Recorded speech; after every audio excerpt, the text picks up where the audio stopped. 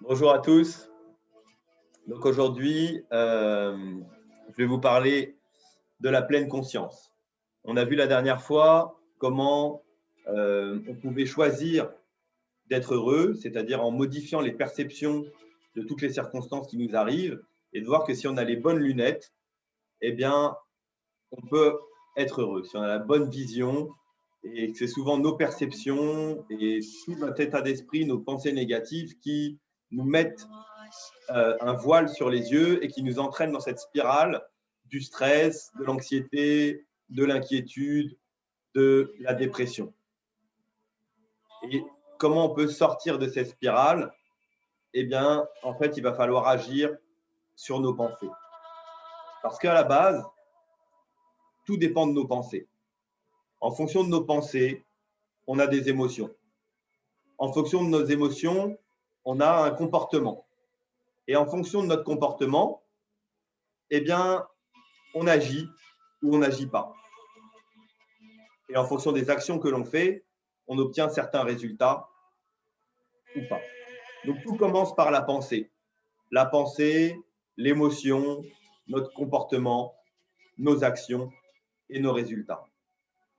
Donc en fait, pour tout ce qui nous bloque dans la vie, c'est souvent, eh bien, au départ, les pensées qui sont là, qui moulinent et on ne sait pas comment les arrêter ou les modifier.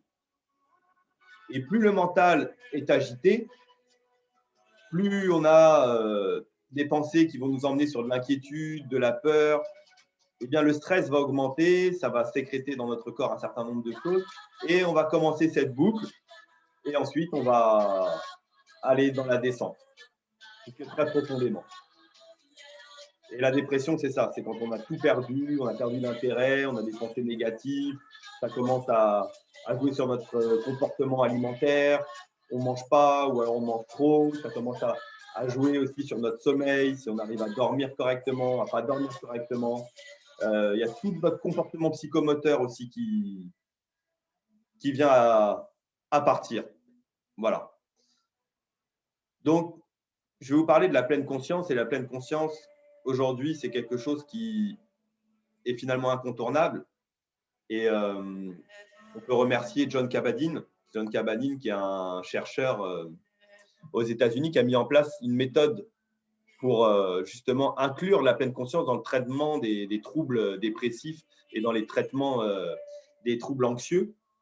Et ça a apporté énormément ses fruits. Voilà, c'était dans les années 80.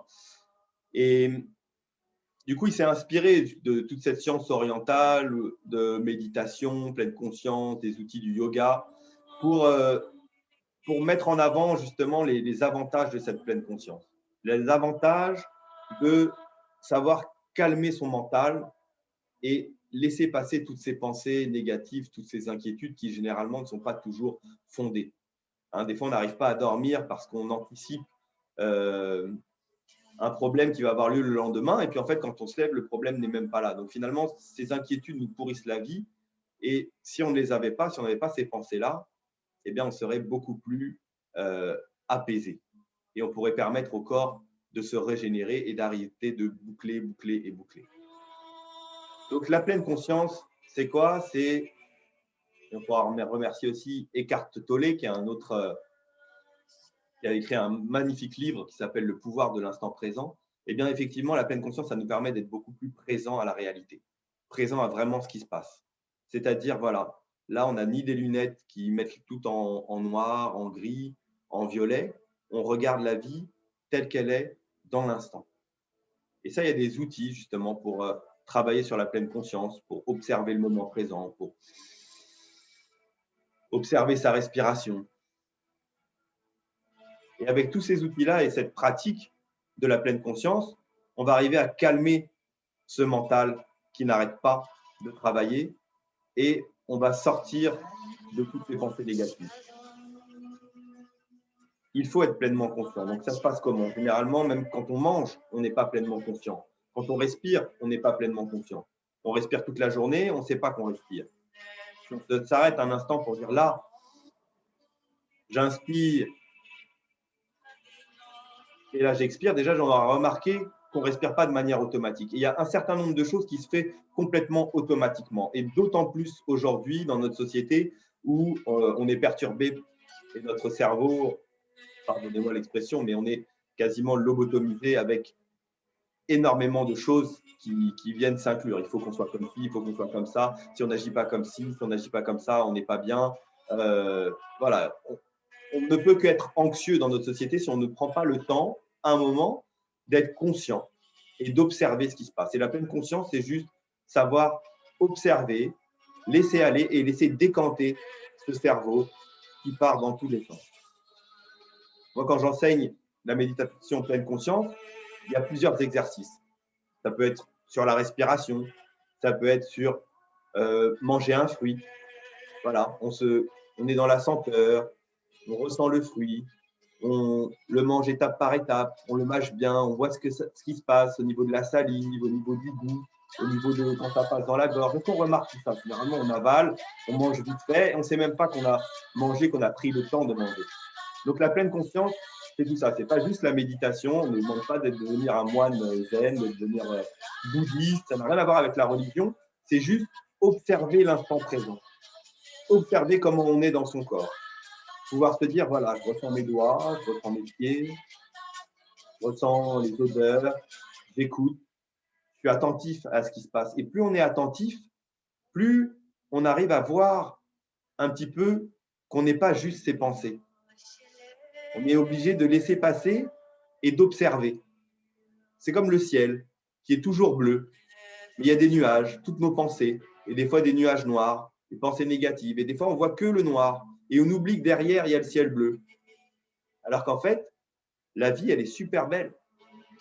Tout dépend de comment on la voit. Et si à chaque fois qu'on nous met en face des nuages noirs, on ne voit que les nuages noirs, mais on n'est pas conscient que derrière, il y a le ciel bleu et qu'on ne se le rappelle pas, à la limite, on pourrait même fermer les yeux pour ne plus rien voir du tout de l'extérieur et se concentrer sur l'intérieur.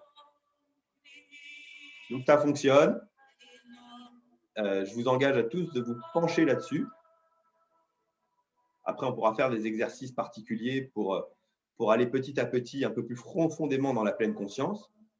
Mais voilà, le message d'aujourd'hui, c'est qu'il y a cet outil, cette mise au repos du mental, le contrôle du mental qui va vous amener aussi sur le contrôle émotionnel, le contrôle des pensées qui va pouvoir justement après déterminer la perception que vous avez de la vie en étant pleinement conscient vraiment de ce qui se passe et ni dans les regrets de ce qui a été dans le passé, qui est terminé, ni dans l'anticipation de problèmes futurs ou d'inquiétudes sur comment je vais faire, juste être présent dans l'instant parce que finalement, ce qui n'existe n'est que le présent. Tout le reste, c'est dans notre tête. Et quand on a compris ça, eh bien, on peut mettre en place les outils pour soigner sa perception et décanter du mental et laisser toutes ces pensées négatives disparaître. Voilà, donc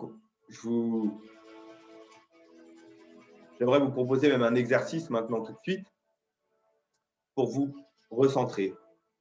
Vous fermez les yeux et vous observez votre souffle.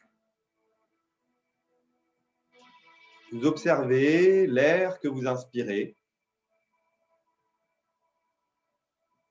et vous observez l'air que vous expirez. Ressentez sur le bord de vos narines cet air qui passe à l'inspire, cet air que vous ressentez peut-être plus frais sur le bord de vos narines. Et à l'expiration, ressentez cet air qui s'échappe de votre corps. Ressentez cet air peut-être plus tiède sur le bord de vos narines. Et observez l'inspiration suivante et l'expiration suivante. Et observez comment votre ventre se gonfle à l'inspiration, accompagne les mouvements du souffle et se dégonfle à l'expiration. Voilà, sur ce court instant, on commence à rentrer dans la pleine conscience, dans la conscience de l'instant présent, de l'observation de ce qui se passe maintenant, c'est-à-dire de j'inspire et j'expire. Et avec la pratique, avec l'entraînement, on ne le répétera jamais assez, mais on ne devient pas musclé en faisant 10 pompes. On devient musclé quand on fait 10 pompes, peut-être tous les jours, et peut-être même au bout d'un moment, plusieurs fois par jour. Et bien, c'est la même chose pour la pleine conscience. On peut en parler, on peut parler de ses intérêts, mais l'important, c'est la pratique. C'est comme le yoga. On peut en parler, on peut faire de la théorie, mais ce qui va nous apporter les bienfaits sur nous-mêmes, sur notre corps, sur notre mental, sur notre physiologie, sur la manière dont on fonctionne à l'intérieur, eh bien, c'est la pratique. Donc, il va falloir passer à l'action. Et c'est cette action qui va nous permettre de décanter les pensées et qui va nous permettre de nous soigner naturellement, d'observer quand les pensées négatives qui vont engendrer le stress et l'inquiétude arrivent et peut-être les modifier, les éloigner et reprendre conscience de l'instant présent. Et avec ce travail régulier, on s'en sortira beaucoup mieux et on ira dans une boucle vertueuse où nos pensées vont commencer à changer, puis nos comportements vont changer, puis nos actions vont changer et nos résultats changeront. Diminuer les pensées négatives, vos émotions négatives vont aussi petit à petit disparaître et vous allez sentir un mieux-être. Donc voilà pour vous partager et la suite au prochain numéro. Et pour ceux qui veulent en savoir plus sur la pleine conscience et sur tous les exercices, eh bien, n'hésitez pas à me contacter et je vous conseillerai les différents types d'exercices et vous pourrez suivre aussi mes cours ou mes accompagnements pour sortir de la dépression et en finir une bonne fois pour toutes avec l'anxiété et retrouver du bonheur et de la sérénité et de la joie dans votre vie. Allez, je vous fais une grosse bise, je vous remercie tous et je vous dis à très vite. Bye bye.